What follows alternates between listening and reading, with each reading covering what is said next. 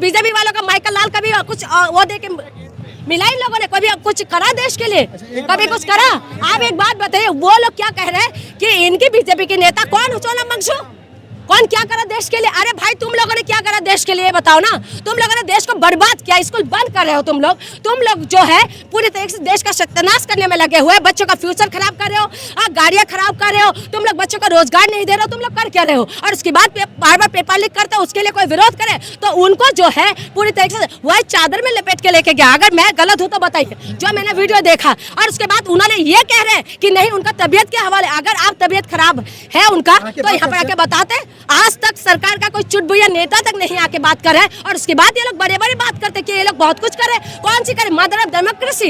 ये लोग पूरी तरीके से कल जो है डेमोक्रेसी को खत्म कराए, कफन उड़ाया है हम सब के ऊपर। ये कफन उड़ा के बताया है कि तुम लोग कफन उड़ने के लायक हो, कफन उड़ा दिया कल भाई।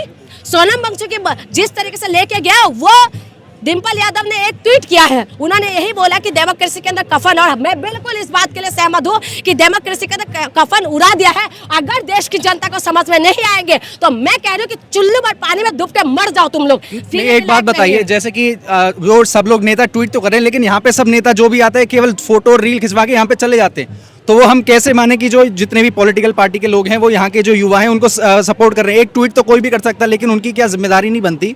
कल या परसों से सेशन शुरू होने वाला है, तो सारे नेता दिल्ली में मौजूद है, लेकिन यहाँ पर हमें कोई भी देखने को नहीं मिलता। देखिए तमाम नेता रात को 2 बजे तो चंद्रशेखर आजाद जी आए थे ना, तो डिम्पल यादव भी आए थे, केजरीवाल भी आए थे, और जो विपक्षी पार्टी का जितना भी नेता है तमाम लोग यहाँ पर पहुंचे हैं। और उसके बाद अगर आप सोच रहे कि यहाँ पर डट के बैठे रहे, अगर वो लोग डट के बैठे रहेंगे तो आप बताइए कि बीजेपी वालों को फिर से एक पॉइंट मिल जाएगा। राहुल गांधी का समर्थन नहीं आया तो कह रहे राहुल गांधी का समर्थन नहीं आया, राहुल गांधी का समर्थन नहीं आया, चिल्ला रहे थे ना। आज क्या हुआ? पवन खेरा जी आ गए, उसके बाद उनका मुंह पे सील लग गया। तो इसीलिए कह रही हूँ, अगर वो लोग डट के बैठे रहेंगे तो आप समझे कि ये लोग नेगेटिव सेट करेंगे, इसीलिए वो लोग नहीं आ रहे। देश के सारी जिम्मेदारी उन्हीं लोगों का है, उन्हीं को हमने जिम्मेदारी दिया। उसके बाद क्या करा?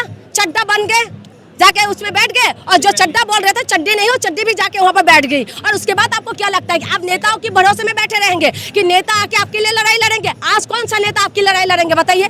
कौन लड़ रहे हैं? हमने विश्वास किया आम आदमी पार्टी का, 7 सांसद जाके बैठ गए, हम टीएमसी को जिताया लोगों ने, लेकिन टीएमसी ने क्या करा? टीएमसी का हारते साधी जो नेताओं को जिताया गया वो जाके वहाँ पर जाके बैठ गए बीजेपी के साथ। तो आप किसके ऊपर भरोसा करेंगे? क्या जनता का कोई जिम्मेदारी नहीं है? शिक्षा, स्वास्थ्य, बिजली, पानी के नाम पे तुम लोग वोट तो करते नहीं हो, ठीक है, लेकिन आज इस वक्त तो कम से कम आ जाओ। और उसके बाद हमारी कोई अधिकार भी नहीं है भाई, इसलिए तो सरकार सुन नहीं रहे। हमारी कोई अधिकार नहीं है शिक्षा पे बात करना, हमारी कोई अधिकार नहीं है स्वास्थ्य में बात करना। हमने वोट दिया था शिक्षा के नाम पे, स्वास्थ्य के नाम पे, हमने वोट दिया था मंदिर मस्जिद गुरुद्वारा, मंदिर मस्जिद और हिंदू मुसलमान के नाम पे हम लोगों ने जो है वोट दिया था। हिंदुस्तान और पाकिस्तान के नाम पे तो हम किस मुंह से बोलेंगे? इसीलिए तो बच्चे सुसाइड कर रहे, तो करने दो। ये तो अगली बार भी हो जाएगा ना, क्योंकि बीजेपी का जो नैरेटिव रहता है वो हिंदू मुस्लिम मंदिर मस्जिद इसी के ऊपर रहता है। और अभी भी ये देखिए, जो धर्मेंद्र प्रधान है अभी वहाँ किसी आचार्य के सामने दंडवत लगा रहे थे और सारे स्टूडेंट तब यहाँ पे प्रोटेस्ट कर रहे हैं, तो उनका तो फिर भी ये तो इस प्रोटेस्ट से फिर चेंज क्या आएगा? देखिए इस प्रोटेस्ट से चेंज ये आएगा कि इस देश के अंदर आपने देखा होगा, क्योंकि मैं अभी दिल्ली में रहती हूँ, मैं हूँ तो नॉर्थ ईस्ट से, लेकिन दिल्ली में रहते तो ये जंतर मंतर का ये स्थान जो है आए दिन प्रोटेस्ट होते थे। आपने देखा होगा पूरी तरह से प्रोटेस्ट गायब हो गए थे। हमारा डेमोक्रेसी का अधिकार है। मजदूरों ने प्रोटेस्ट किया नोएडा के अंदर, दौड़ा के घसीट के उसका प्रोटेस्ट को खत्म कर दिया। जो दिखा रहे थे उनके ऊपर भी हुआ था। उसके बाद किसानों ने प्रोटेस्ट किया, 1 साल से ज्यादा किसान बैठे रहे। उसके बाद उन्होंने क्या करा? जाके माने, लेकिन 700 किसानों की शहादत के बाद हमने देखा किसानों को किस तरीके से उन्होंने रोका। उसके बाद आप देखिए कि सीएए का प्रोटेस्ट हुआ था, उसको किस तरीके से उठा दिया। हिंदू प्रोटेस्ट करेंगे तो कांग्रेसी, अगर मुसलमान प्रोटेस्ट करेंगे तो पाकिस्तानी, अगर हम जैसे नॉर्थ ईस्ट वाले प्रोटेस्ट करेंगे तो चाइनीज माल, और उसके बाद अगर जो है बाकी जो आदिवासी प्रोटेस्ट करेंगे तो वो लोग है नक्सली बन जाते। तो इनके लिए जो है यही तो इन्होंने सेट करके बिठा रखा है। और आज यहाँ पर स्टूडेंट बैठे हुए, तो यहाँ पर क्या दहशतगर्दों का बी टीम किसने बोला? यही लोग बता रहे हैं ना। तो इसीलिए कह रही हूँ, आज जंतर मंतर से एक दिया जल रहा है, इस दिया को बुझने मत दो।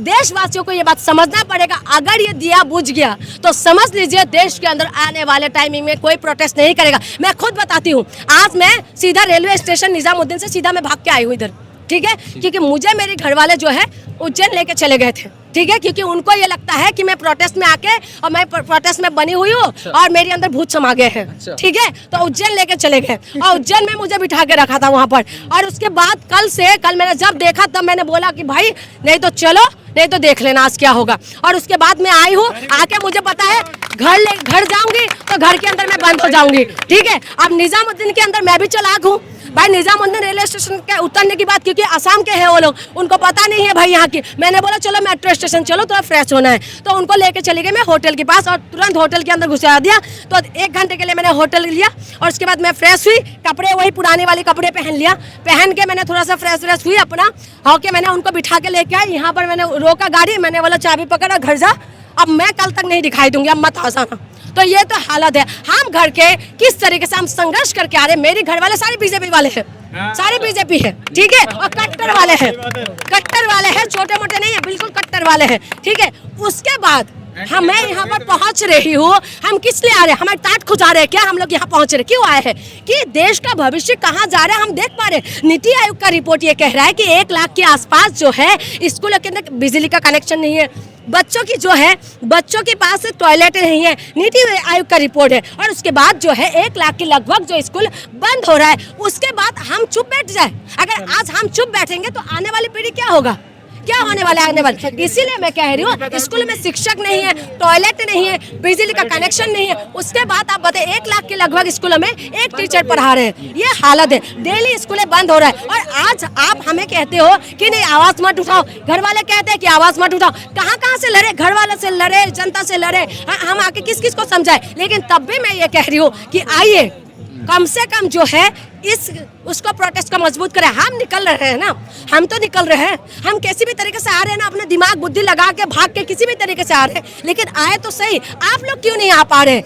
हमारी तो पढ़ाई हो चुके हैं ना, लेकिन हम क्यों मर रहे हैं यहाँ पर। इसीलिए मर रहे क्योंकि आने वाली पीढ़ी और जनता की जो तानाशाही हम लोग देख पा रहे हैं, हम देख पा रहे हैं कि छत्तीसगढ़ के अंदर की किस तरीके से पानी में डुबकी लगा के लोग प्रोटेस्ट कर रहे हैं, गले में फंदा लगा के प्रोटेस्ट कर रहे हैं। हाँ, मेरी मणिपुर जल रहा है, उसके बाद रोजगार नहीं है, शिक्षक भर्ती के लिए लोग घुटना पे टेक के जो है अपने नौकरी मांग रहे हैं और जो युवा है वो सुसाइड कर रहे हैं। आप बताइए देश का हालत कहाँ जा रहे हैं। और उसके बाद आप कह रहे हैं कि आवाज मत दो, आपके ऊपर ये हो जाएगा, जो हो जाएगा। मैं तो ये कहता हूँ जालियांवाला बाग की जैसे कर दो ना, हम यहाँ से हटेंगे ना, यहाँ से हम लोग कहीं पर आप लेके जा सकते हो सके तो गोली मारो सबके अंदर, बंद कर दो चारों तरफ से गेट, अब गोली मारो, खत्म कर दो, बना दो दूसरा जालियांवाला बाग, बन जाओ तुम लोग अंग्रेजों ने भी ऐसा नहीं किया था।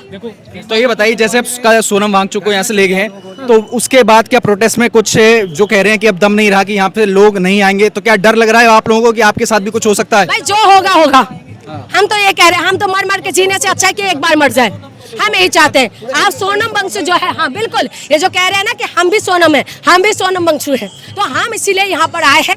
ले जाना है तो ले जाओ, मारना है तो मार दो।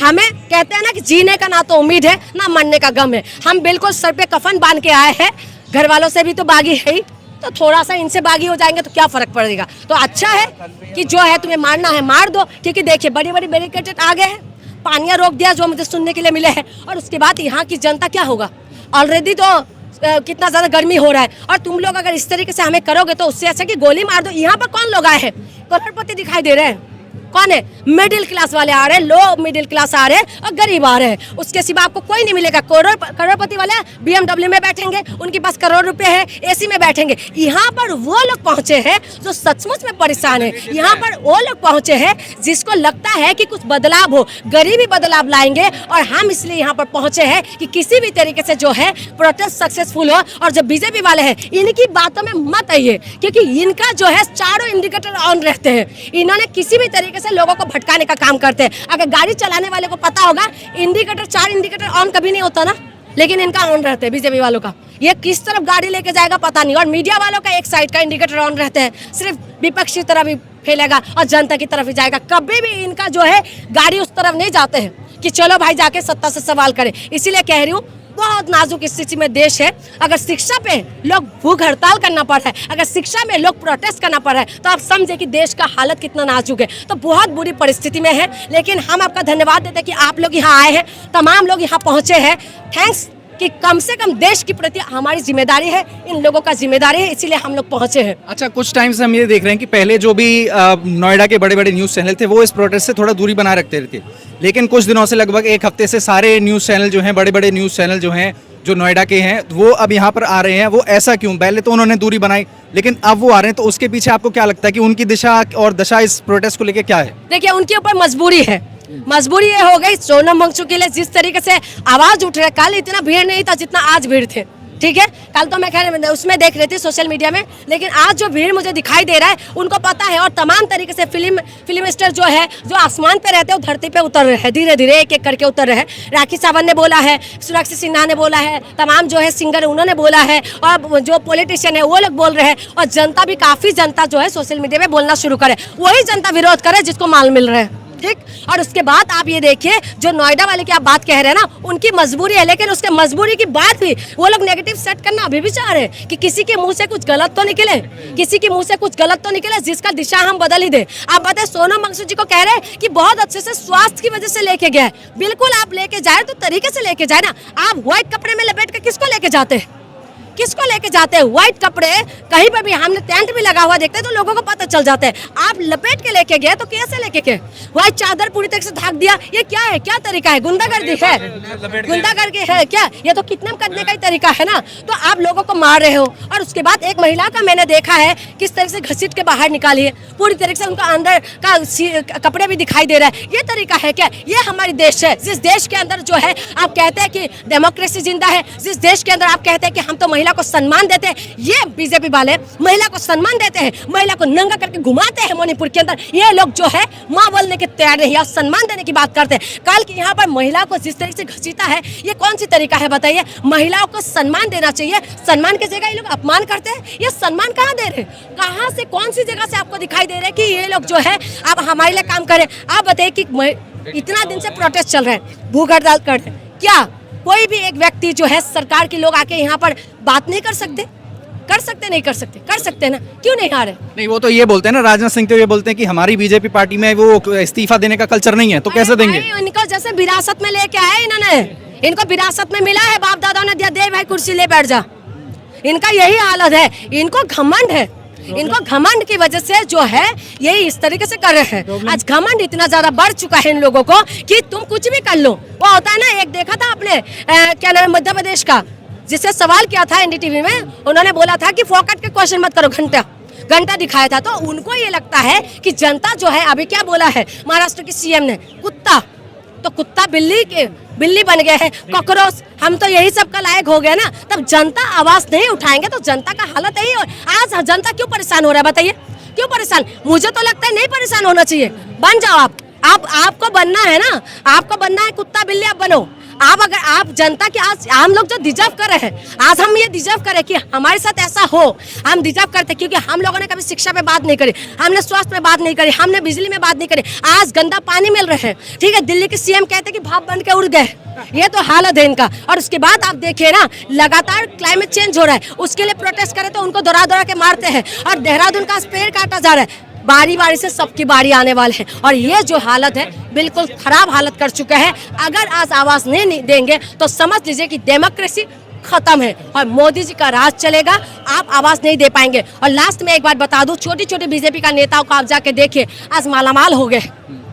किसके पैसे से? छोटे छोटे निगम पार्षद को आप देख लीजिए, छोटे छोटे नेताओं को देख लीजिए, लेकिन हमारे पास आज पॉकेट बिल्कुल खाली है। ये हालत कर दिया है। एक आखिरी सवाल, जैसे आपने बोला कि अब नॉर्थ ईस्ट से, तो मणिपुर करीब 3-3.5 से जल रहा है। जब किसान यहाँ पर आए थे तो उनको भी 1-1.5 साल करीब यहाँ पे संघर्ष करना पड़ा था, और भी कई प्रोटेस्ट यहाँ पर होते हैं।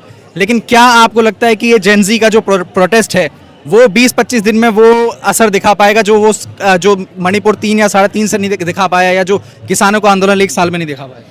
बिल्कुल, जेनजी के अंदर ताकत है। कहावत है, जिस तरफ जवानी चलते है उस तरफ जमाना चलता है। तो जवानी जिस तरफ चलेगा उस तरफ जमाना चलना चाहिए। अगर नहीं चला, अगर इस बार देश का युवा अपनी ताकत नहीं दिखा पाए तो समझ लीजिए कि सबको पड़ने वाले हैं। मणिपुर चल रहा है ना 3 साल से, हम दर्द महसूस करते हैं। वहाँ की महिलाएं, वहाँ के लोग आज भी टेंट के अंदर रहने के लिए मजबूर हो रहा है। हमें दर्द पता है क्या हो रहा है। और जो आप कह रहे हैं ना, वहाँ पर सीता आंदोलन का हो रहा है, कोई सुनने वाले नहीं।